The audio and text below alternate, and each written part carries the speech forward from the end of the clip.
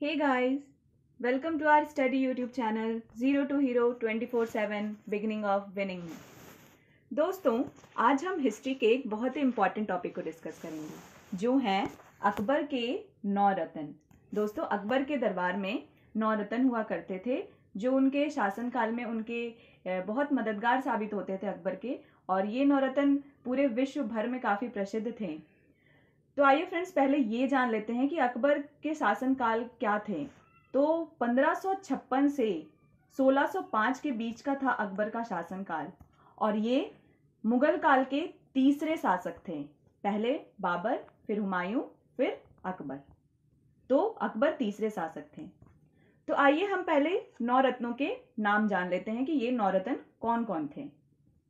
तो सबसे पहले थे राजा बीरबल, फिर मियाँ तानसेन, फिर अबुल फजल, फिर फैजी, राजा मानसिंह, राजा टोडरमल, मुल्ला दो प्याजा, फकीर अजुद्दीन, अब्दुल रहीम खाने खाना। तो ये टोटल थे हमारे 9 रत्न अकबर के दरबार के।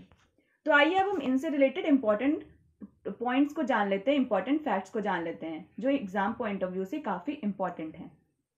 तो आइए स्टार्ट करते हैं। सबसे पहले राजा बीरबल। तो जो राजा बीरबल थे, इनका असली नाम एक्चुअल में था महेश दास था, और इनको जो ये बीरबल नाम था, इनको ये अकबर ने ही प्रदान किया था बीरबल का नाम।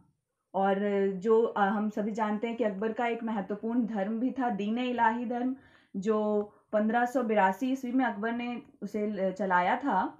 तो जो राजा बीरबल थे वो पहले हिंदू और अंतिम हिंदू बीरबल ही थे जिन्होंने ये धर्म को स्वीकार किया था। ये बहुत ही इंपॉर्टेंट बात है कि राजा बीरबल ही पहले और अंतिम हिंदू थे जिन्होंने दीन इलाही धर्म को स्वीकार किया था। तो ये थे बीरबल, जिनका असली नाम महेश दास था, और उनको ये खिताब, बीरबल का खिताब, अकबर ने ही प्रदान किया था।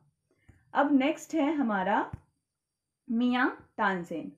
तो मियाँ तानसेन एक, हम सभी जानते हैं कि वो बहुत बड़े संगीतज्ञ थे, और लेकिन इनका एक्चुअल नाम, बचपन का जो नाम था, तन्ना मिश्र था। और हमें कहीं कहीं दूसरी बुक में ये नाम राम तनु पांडे भी देखने को मिलता है। तो कंफ्यूज नहीं होंगे हम, एग्जाम में अगर क्वेश्चन राम तनु पांडे भी आ जाए तो उसमें हम मियाँ तानसेन के बारे में ही, उनका बचपन का नाम था ये भी, और तन्ना मिश्र भी मियाँ तानसेन के ही बचपन का नाम था।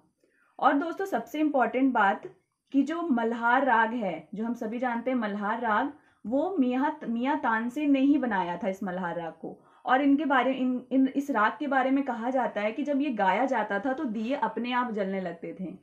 तो मियाँ तानसेन थे अकबर के दरबार के 9 रत्नों में से एक। फ्रेंड्स, अगला है हमारा अबुल फजल। तो अबुल फजल अकबर के दरबार के एक बहुत बड़े इतिहासज्ञ थे जो महत्वपूर्ण घटनाओं को एकत्र करने का और लिखने का काम करते थे। अबुल फजल अकबरनामा और आईने अकबरी के भी लेखक रह चुके हैं। ये अकबरनामा, आईने अकबरी अबुल फजल की ही पुस्तक है। और एक सबसे इंपॉर्टेंट फैक्ट कि पंचतंत्र, जो हम सभी जानते हैं विष्णु शर्मा की प्रमुख पुस्तक है पंचतंत्र, तो अबुल फजल ने उसे फारसी में अनुवाद किया था। फारसी में अनुवाद अबुल फजल ने किया था पंचतंत्र को, और जिसे नाम दिया गया अनवर ए सादात। पंचतंत्र का फारसी में अनुवाद जिसका नाम था अनवर ए सादात।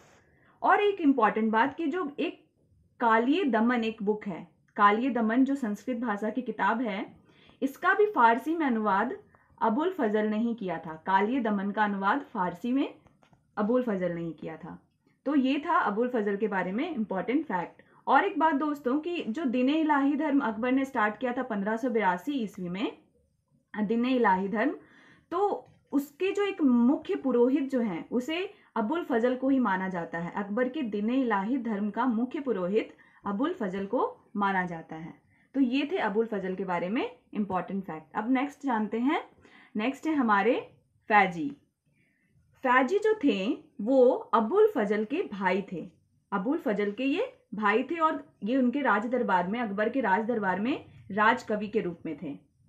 दोस्तों, अब इनका एक इंपॉर्टेंट फैक्ट है कि जो महाभारत है उसका संस्कृत से फारसी में अनुवाद जो किया है, उनमें अनुवादकर्ता जो अनुवाद करते थे उनमें फैजी भी आते हैं। जो महाभारत का संस्कृत में महाभारत का फारसी में अनुवाद किया गया था, उस अनुवादकर्ता में फैजी भी शामिल थे। फ्रेंड्स, फैजी के बाद नेक्स्ट है राजा मानसिंह। ये अकबर के दरबार में एक महत्वपूर्ण सेनापति थे। एक बहादुर सेनापति के रूप में राजा मानसिंह को हम जानते हैं। और ये राजा मानसिंह कौन थे? तो ये अकबर के ससुर जो थे, अकबर के ससुर जी थे भारमल, उनके पौत्र मतलब पोते थे। अकबर के ससुर भारमल के पोते थे राजा मानसिंह। और इनके बारे में सबसे इंपॉर्टेंट बात, हम जानते हैं कि हल्दी घाटी का युद्ध 18 जून 1576 1576 में हुआ था। किसके बीच हुआ था दोस्तों? महाराणा प्रताप और अकबर के बीच हुआ था हल्दी घाटी का युद्ध।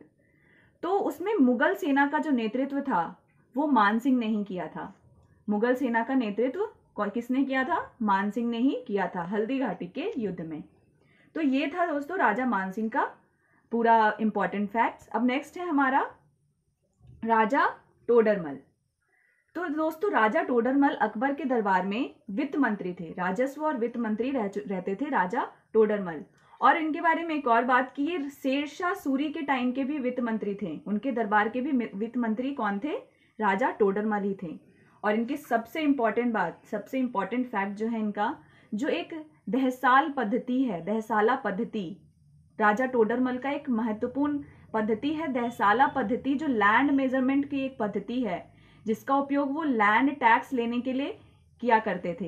ये बहुत इंपॉर्टेंट है। इसकी ये उन्होंने ही, राजा टोडरमल ने ही शुरुआत की थी दहसाल पद्धति की, जो एक लैंड मेजरमेंट और लैंड टैक्स लेने की एक पद्धति है, जो राजा टोडरमल ने ही स्टार्ट की थी।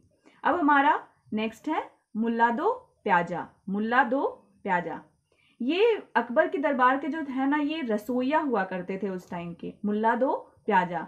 और ये उनके सलाहकार भी रह चुके हैं इनके दरबार में।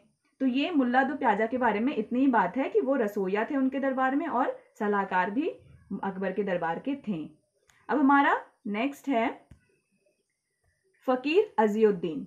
फकीर अजीउद्दीन भी एक सूफी फकीर थे अकबर के दरबार में, और ये उनके निजी चिकित्सक थे। फकीर अजीउद्दीन अकबर के दरबार के निजी चिकित्सक थे। हमारे आखिरी अकबर के दरबार के नौरतन, अब्दुल रहीम खाने खाना। ये इंपॉर्टेंट इसलिए है कि ये बैरम खां के बेटे थे। अब्दुल खाने खाना, बैरम खां कौन थे? अकबर के संरक्षक। जो हम जानते हैं कि अकबर बहुत कम उम्र में राजगद्दी पर बैठे थे। जो 1556 में पानीपत का दूसरा युद्ध हुआ था, पानीपत का दूसरा युद्ध हुआ था अकबर और हेमू के बीच में, तो वो बैरम खां के संरक्षण में ही अकबर ने ये युद्ध को जीता था। तो ये यही बैरम खां के बेटे हैं अब्दुल रहीम खान ए खाना। और ये अकबर के दरबार में बहुत महत्वपूर्ण कवि हुआ करते थे। और एक सबसे इंपॉर्टेंट बात कि जो बाबरनामा है, बाबरनामा जो हम सभी जानते हैं, बाबरनामा का तुर्की से फारसी में अनुवाद अब्दुल रहीम खाने खाना ने ही की थी। बाबरनामा का तुर्की से फारसी में अनुवाद अब्दुल रहीम खाने खाना ने ही की थी। तो ये था हमारे अकबर के दरबारों के नौरतन और उनसे रिलेटेड इंपॉर्टेंट फैक्ट्स जो इंपॉर्टेंट है एग्जाम पॉइंट ऑफ व्यू से। तो दोस्तों इस वीडियो को यही कंप्लीट करते हैं। आपको ये वीडियो कैसा लगा कमेंट में ज़रूर लिख कर बताएं। वीडियो को ज़्यादा से ज़्यादा लाइक करें, शेयर करें और चैनल को सब्सक्राइब करें। Thank you.